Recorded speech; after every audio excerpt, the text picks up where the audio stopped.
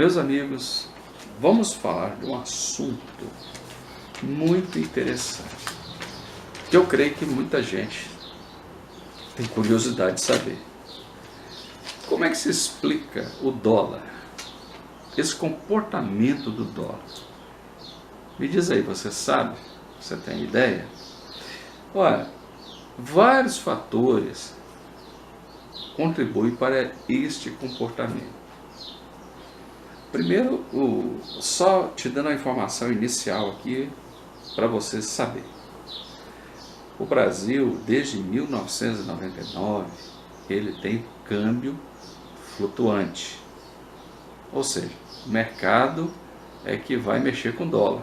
O que acontece no mercado é o que vai fazer o dólar subir, descer. Não há interferência sim. Tá aqui. Havia antigamente, né, uma tolerância, uma banda, né? A banda, havia o dólar flutuando e uma banda, mas isso aí acabou. Então é o mercado. E só para vocês ficarem sabendo, isso é muito bom. Isso é uma coisa muito boa. Você pode pesquisar sobre a questão da Argentina na época daquele ministro da Economia, Cavallo. Ele fez uma paridade 1 por 1, $1 um peso. Meus amigos, até que isso é possível num primeiro momento. Passando pouco tempo, você tem que deixar flutuar. Foi o que o Brasil fez. Foi a medida certa que foi tomada. Lá na Argentina eles não quiseram deixar flutuar, não deixaram flutuar. Olha o que aconteceu. Como o mercado, o parque industrial dela ficou obsoleto, as coisas lá dentro ficaram caras e iam comprar fora. Então, aconteceu muita coisa na Argentina por causa disso. Mas vamos aqui, o nosso é flutuante, né? E isso é bom para nós. Bom, por que o dólar oscila, vai para cima, vai para baixo, aquele negócio, ele estava quase a 4, agora já está descendo, e já teve lá para baixo de 3 e tal. Então vamos lá, oferta e procura. Isso aqui você não pode, sempre quando falar de dólar, você tem que lembrar dessa lei, é a lei de oferta e procura. Tem muito dólar na praça, ele tem tendência a cair. Tem muita gente querendo comprar dólar, a tendência dele é aumentar. Dá para entender isso aí? Então presta atenção nesse pedacinho aí, porque as outras explicações, sempre no final dos outros motivos que temos para subir esse dólar, nós temos que levar em consideração esta lei da oferta e da procura, sempre. Então vamos lá. Primeiro é essa, né? Lei da oferta e da procura. Segunda coisa, risco Brasil, risco do país, risco Brasil. Existe um indicador só para países emergentes. Você sabe que o Brasil é um país emergente. É o MBI, ou seja, Emerging Markets Bond Index Plus, ou seja, traduzindo, né, taxas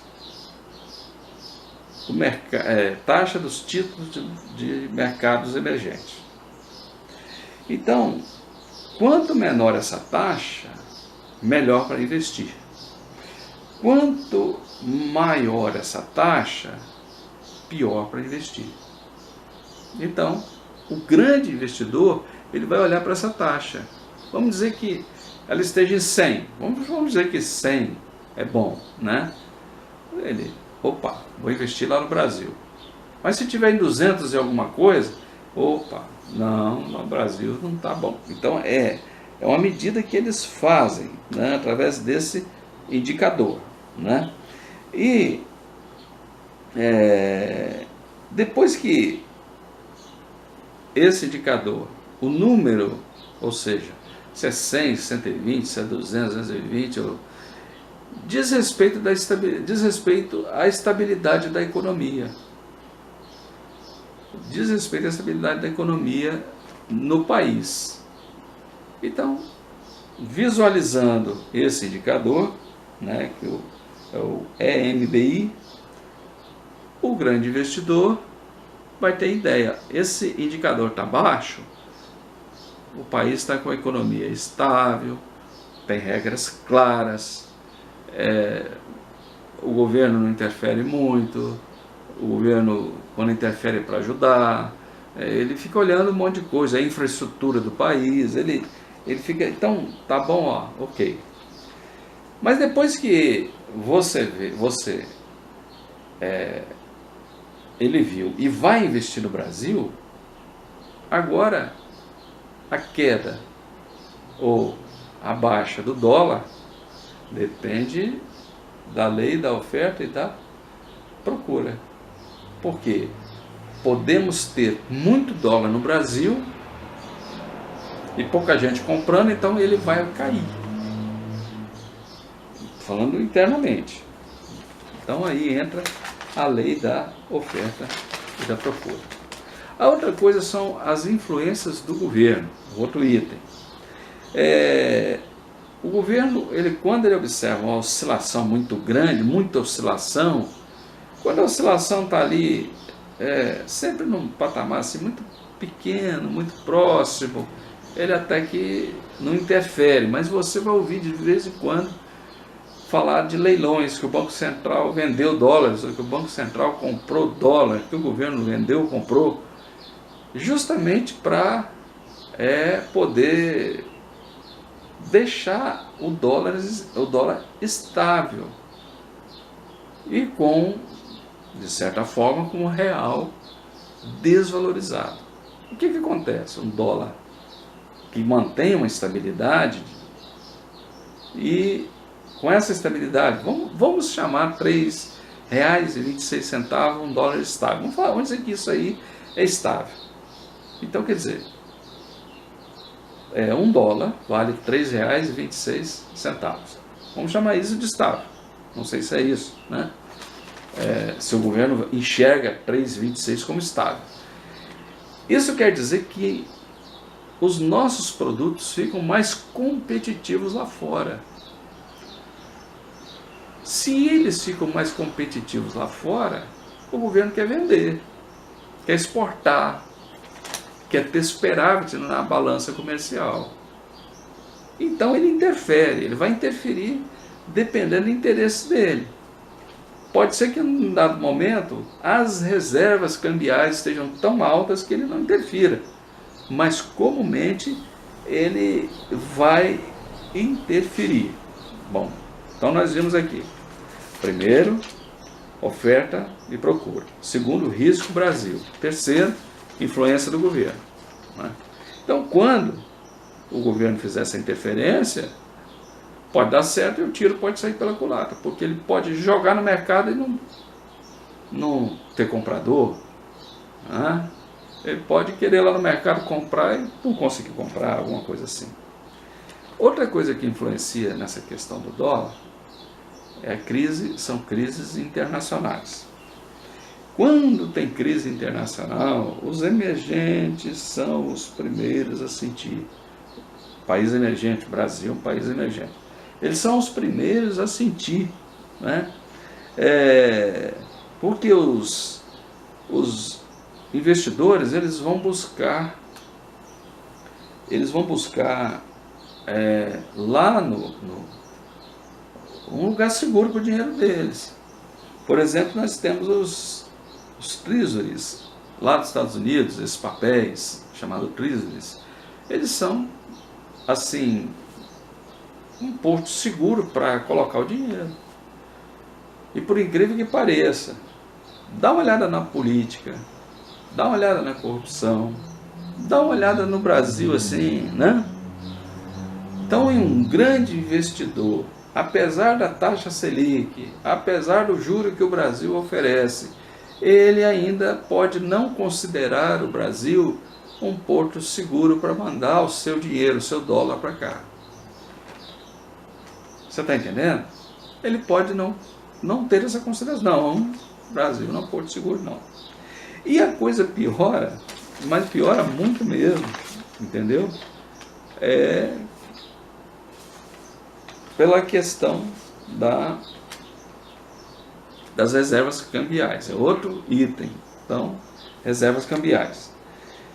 Por quê? Se o país tem reservas cambiais baixas, ele precisa de dólar. Então, de repente, ele fica comprando ali no mercado, comprando, o dólar pode subir. Para que o país precisa de reservas cambiais? Para exatamente fazer transações comerciais, transações de comércio exterior, né? Depois nós vamos fazer um vídeo sobre transações de comércio exterior para você ter uma ideia. Então, isso aí é também um fator muito importante. E a outra situação nessa questão de reservas cambiais é a questão de crise internacional, reservas cambiais. Você ouve isso na televisão, se você assiste jornal. De vez em quando, os Estados Unidos sinaliza em aumentar juros. Quando ele sinaliza, o investidor já está de olho. Ele vai lá para os papéis americanos, porque ele entende que os Estados Unidos é um porto seguro. Bom, se ele tem dúvida, na dúvida não tem que a gente fala por aqui, na dúvida não ultrapassa. Se ele tem dúvida, ele deixa lá nos Estados Unidos. Ele deixa quieto lá, porto seguro. Mas se ele é afoito, quer arriscar, ele vem para o Brasil. Né? Por quê? Se o país der algum calote, ele está no meio do calote, né? O dinheiro dele está por aí. Então, mas vamos dar uma ideia aqui para vocês sobre o que aconteceu em agosto. Vamos fazer uma balança aqui entre entrar e sair dinheiro. O saldo foi negativo. Ou seja, saiu mais dinheiro, quer dizer, mais dólar do que entrou dólar no Brasil. Ó, isso não tem nada a ver com balança comercial. Isso aí é outra coisa. Nós estamos falando de investidores, de investimento de dólar que vem para cá, né, para fazer investimento, comprar papéis brasileiros. Isso é disso que nós estamos falando. Então, no balanço entre entrada de dólar e saída de dólar em agosto, saiu, vou falar um número redondo aqui, né?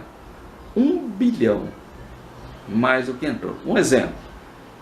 Entraram, vou dar um exemplo aqui para você entender. Entraram 10 bilhões de dólares para investimento, por uma porta, né?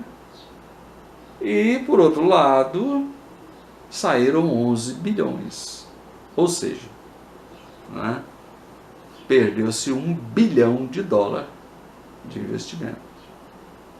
Bom, de 1 bilhão de dólares saiu do país. Bom, se saiu 1 bilhão de dólares do país, pode-se significar uma alta do valor do dólar, né? Pode significar uma alta no valor do dólar. Por exemplo, sexta-feira fechou a 3,28 com a alta de 1,99. Bom, vamos afirmar aqui que foi essa escapada de dólar do Brasil? Não podemos afirmar que foi isso. Vários fatores. Só quem vive o dia a dia da economia vai poder fazer uma afirmação mais aproximada do que aconteceu para o dólar estar em alta. Olha, espero que você tenha tido assim uma luz clareando, né, a respeito desse assunto. No decorrer dos nossos vídeos a gente acaba voltando ao assunto, como estamos voltando IPCA, IGPM, PIB, balança comercial, a gente acaba voltando e as coisas vão chegando no lugar e vai esclarecendo. Mas você pode fazer os seus questionamentos. Então, meu amigo, muito obrigado, inscreva-se, comente, compartilhe, dê o seu like e que Deus te abençoe.